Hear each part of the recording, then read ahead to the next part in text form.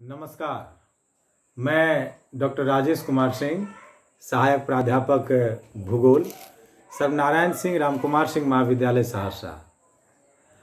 आज के इस वीडियो पोस्ट में मैं भूगोल पार्ट 2 के छात्रों के लिए उनके सिलेबस से सारगर्भित विषय nature and scope in human geography पर चर्चा करने जा रहा हूँ।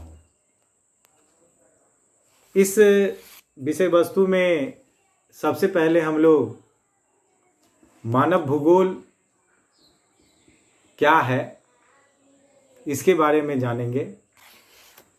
फिर हम मानव भूगोल की प्रकृति कैसी है और इसकी गुंजाइश अर्थात विषय क्षेत्र या विषय वस्तु क्या है, इस विषय वस्तु पर बृहद परिचर्चा करेंगे। तो आइए सबसे पहले हम लोग जानते हैं कि मानव भूगोल क्या है। मानव भूगोल भूगोल की एक प्रमुख शाखा है जिसके अंतर्गत मानव की उत्पत्ति से लेकर वर्तमान समय तक उसके पर्यावरण के साथ संबंधों का अध्ययन किया जाता है। मानव भूगोल की एक अत्यंत लोकप्रिय और बहुअनुमोदित परिभाषा है मानव एवं उसका प्राकृतिक पर्यावरण के साथ समायोजन का अध्ययन। मानव भूगोल में पृथ्वी तल पर मानवीय तथ्यों के स्थानिक विवरणों का अर्थात विभिन्न प्रदेशों के मानव वर्गों द्वारा किए गए वातावरण समायोजनों एवं स्थानिक संगठनों का अध्ययन किया जाता है। मानव भूगोल में मानव वर्गों व उसके वातावरणों की शक्तियों, प्रभावों तथा प्रतिक्रियाओं के पारस्परिक कार्यात्मक संबंधों का अध्ययन प्रादेशिक आधार पर किया जाता है। अब हम मानव भूगोल की कुछ बहुचर्चित परिभाषाओं के बारे में बताने जा रहे हैं। मानव भूगोल की कुछ बहुचर्चित परिभाषाओं के बारे में यहाँ पर चर्चा करने का मेरा आशय ये है कि मानव भूगोल को विभिन्न विद्वानों के द्वारा जो परिभाषित किया गया है, उन परिभाषाओं को जानने से भी हमें मानव भूगोल के प्रकृति और विषय क्षेत्र के बारे में बहुत कुछ समझने का, जानने का मौका मिल जाता है कि मानव भूगोल है क्या और इसके अंतर्गत हम किन किन बातों का, किन किन तथ्यों का अध्ययन करते हैं। तो मानव भूगोल को अनेक विद्वानों ने परिभाषित किया है। प्रमुख विद्वानों एवं उनके द्वारा दी गई परिभाषाएं निम्नलिखित हैं। सर्वप्रथम हम रेटजेल महोदय द्वारा दी गई मानव भूगोल की परिभाषा की चर्चा कर रहे हैं। मानव भूगोल मानव समाजों और धरातल के बीच संबंधों का संश्लेषित अध्ययन है। रेटजेल महोदय द्वारा दी गई मानव भूगोल की इस परिभाषा में भौतिक तथा मानवीय तत्वों के संश्लेषण पर अधिक बल दिया गया है। अब हम एलन सी सेम्पल महोदया के द्वारा दी गई मानव भूगोल की परिभाषा बताने जा रहे हैं। सेम्पल महोदया ने मानव भूगोल को परिभाषित करते हुए कहा है कि मानव भूगोल अस्थायी पृथ्वी और चंचल मानव के बीच परिवर्तनशील संबंधों का अध्ययन है। कुमारी सेम्पल द्वारा दी गई मानव भूगोल की परिभाषा में कार्यरत मानव एवं अस्थिर पृथ्वी के परिवर्तनशील संबंधों की व्याख्या की गई है। सेम्पल की इस परिभाषा में संबंधों की गत्यात्मकता मुख्य शब्द है। अब हम पॉल विडाल डी ला ब्लास के अनुसार मानव भूगोल की दी गई परिभाषा बताने जा रहे हैं। ब्लास महोदय के अनुसार मानव भूगोल हमारी पृथ्वी को नियंत्रित करने वाले भौतिक नियमों तथा इस पर रहने वाले जीवों के मध्य संबंधों के अधिक संश्लेषित ज्ञान से उत्पन्न संकल्पना को प्रस्तुत करता है। ब्लास महोदय द्वारा दी गई मानव भूगोल की यह परिभाषा पृथ्वी एवं मनुष्य के अंतर संबंधों की एक नई संकल्पना प्रस्तुत करती है। अल्बर्ट डिमांजिया ने मानव भूगोल को परिभाषित करते हुए कहा है कि मानव भूगोल मानवीय वर्गों और समाजों के तथा प्राकृतिक वातावरण के संबंधों का अध्ययन है। ठीक इसी तरह लिविंगस्टोन एवं रोजर्स महोदय ने मानव भूगोल को परिभाषित करते हुए कहा है कि मानव भूगोल भौतिक या प्राकृतिक एवं मानवीय जगत के बीच संबंधों, मानवीय परिघटनाओं के स्थानिक वितरण तथा उनके घटित होने के कारणों एवं विश्व के विभिन्न भागों में सामाजिक व आर्थिक क्रियाकलापों का अध्ययन करता है। मानव भूगोल को परिभाषित करने वाले विद्वानों के में से कुछ विद्वानों की परिभाषाओं पर अभी मैंने परिचर्चा की। विभिन्न विद्वानों द्वारा मानव भूगोल की दी गई इस परिभाषा से यह सुस्पष्ट होता है कि मानव भूगोल मानव और पर्यावरण अर्थात प्रकृति, मानव और प्रकृति के सहसंबंध का अध्ययन है। इस तरह से हम देखते हैं कि मानव भूगोल में हम मानव का प्रकृति के साथ संबंध, मानव के आर्थिक, सामाजिक, सांस्कृतिक इत्यादि क्रियाकलापों का अध्ययन हम मानव भूगोल में करते हैं। अब हम मानव भूगोल की प्रकृति के बारे में चर्चा करने जा रहे हैं। मानव भूगोल की प्रकृति अत्यंत जटिल एवं विस्तृत है।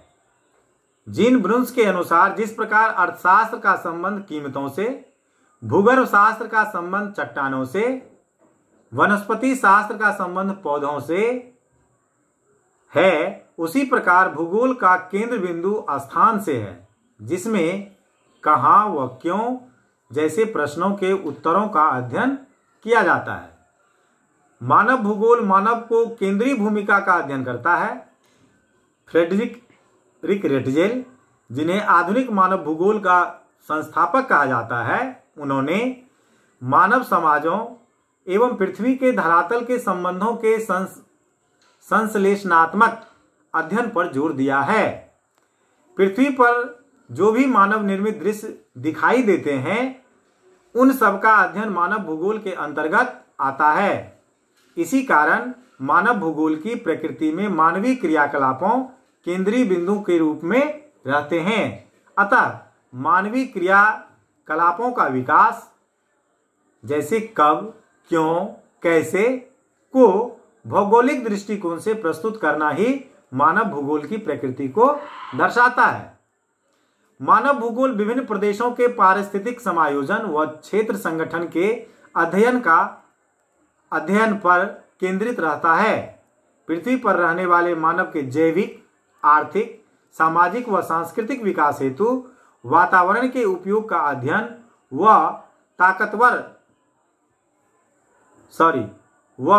वातावरण में किए गए बदलावों का अध्ययन मानव भूगोल का आधार है।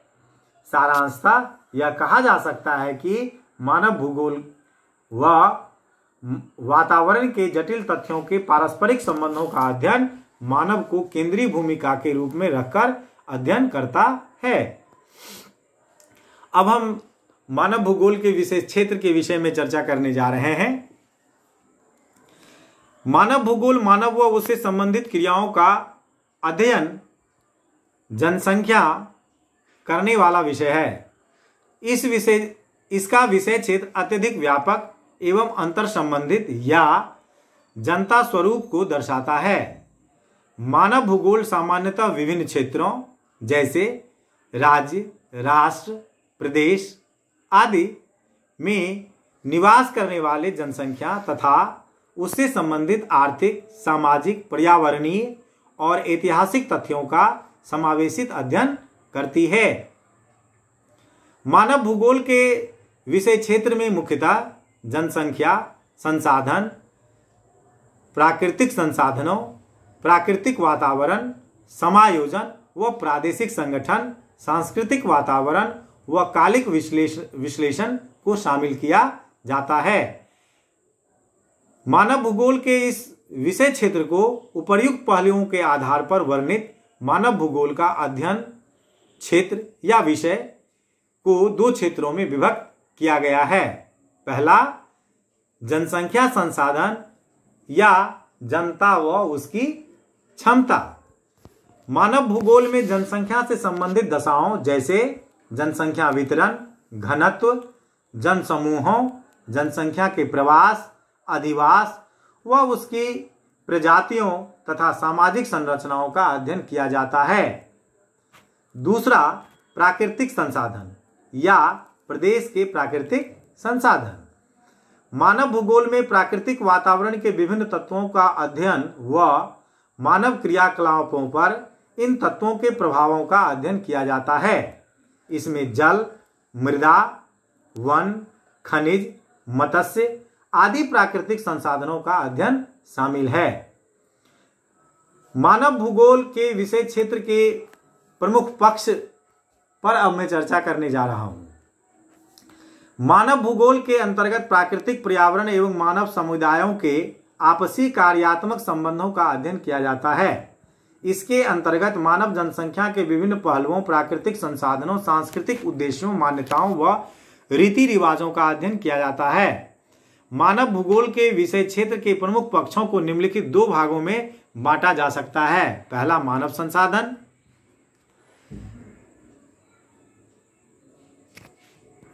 प्रदेश में मौजूद विभिन्न प्राकृतिक संसाधन। तीसरा, मानव निर्मित सांस्कृतिक भूदृश्य। चौथा, मानव और वातावरण के मध्य आपसी समायोजन। पांचवा, विभिन्न प्रदेशों के मध्य आर्थिक, सामाजिक एवं सांस्कृतिक संबंध तथा कालिक विश्लेषण। मानव भूगोल पृथ्वी के सतहों और मानव समुदायों के बीच संबंधों का संश्लेषित अध्ययन है। यह तीन घटकों से निकटतम रूप से जुड़ा हुआ है। पहला, मानवीय जनसंख्या का स्थानिक विश्लेषण। दूसरा, मानवीय जनसंख्या और पर्यावरण के बीच के संबंधों का पारस्परिक भूगोल। तीसरा, विश्लेषण और प्रादेशिक विश्लेषण, जो कि धरातल के क्षेत्रीय विविधीकरण में पहली दोनों विषय वस्तुओं को जोड़ता है। इस तरह से इस वीडियो पोस्ट में हमने देखा, पढ़ा कि मानव भूगोल की प्रकृति और गुंजाइश क्या है, और इस विषय वस्तु को हमने जिस विस्तृत ढंग से आपको बताया, हम आशा करते हैं कि आप इससे काफ़ी लाभान्वित होंगे। नमस्कार। अगले वीडियो में मैं मानव भूगोल की विभिन्न शाखाएं, ब्रांच ऑफ ह्यूमन ज्योग्राफी के बारे में चर्चा करूंगा। धन्यवाद।